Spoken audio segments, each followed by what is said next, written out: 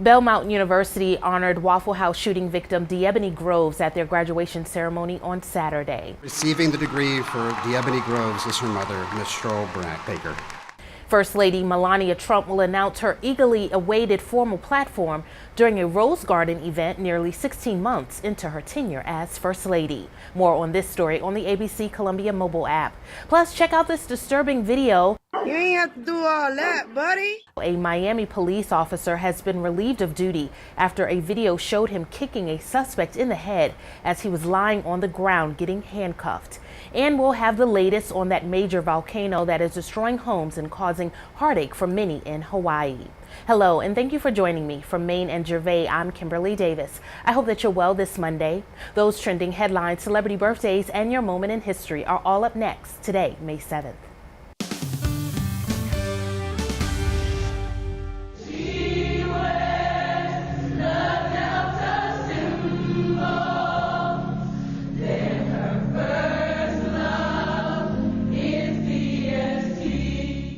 One of the victims of the deadly shooting at a Nashville area Waffle House was honored on Saturday.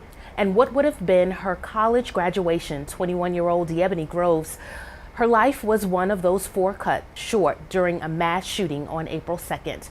Her family and classmates paid tribute to her at the graduation ceremony for Belmont University. Almost 2 weeks ago, our community suffered an unimaginable loss. While our hearts were broken today, we have the chance to celebrate DeEbony's life together.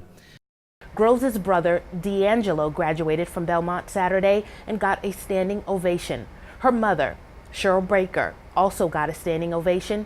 She walked across the stage to accept her daughter's diploma in social work. University officials announced the creation of a social work scholarship in her honor. A Miami police officer has been suspended after he was caught on camera kicking a suspect in the head. The suspect was in handcuffs and was on the ground. We want to warn you that the video may be disturbing for some viewers. Rosa Flores has the story. Cell phone video of a takedown in Miami. Man on the ground, hands behind his back, and an officer putting him in cuffs.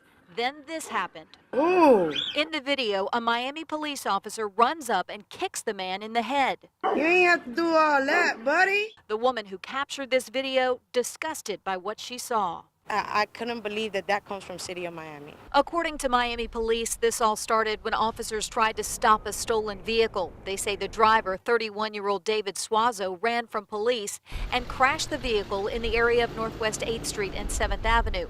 Then he bailed out and took off running into a housing complex. He ran towards this back area right here. But once he was cornered, witnesses say he cooperated. It was unnecessary because he wasn't resisting or nothing.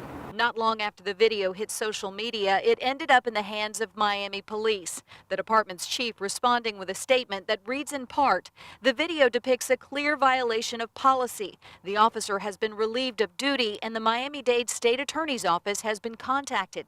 The officer, Mario Figueroa, with 2 years on the force, has been stripped of his badge pending the outcome of an investigation. Ooh. But witnesses say the video should be enough to say case closed. To me, it wasn't necessary. That man should get fired. He was not a football for you to just kick him the way you did. Mother Nature is still causing major problems on Hawaii's Big Island. A volcano has destroyed more than 24 homes, and the area has experienced its most powerful earthquake in decades. John Lawrence reports. The lava rolled over Hawaiian neighborhoods like a slow-rolling ocean wave. It was bionic, really orange, splattering at first about 4 feet tall. The highest splatter I saw personally was about 60 feet tall. Toxic gases are permeating the air, and officials say the volcano isn't showing signs of slowing down.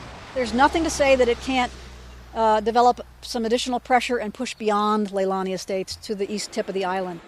About 1,700 people from Leilani Estates were forced to evacuate.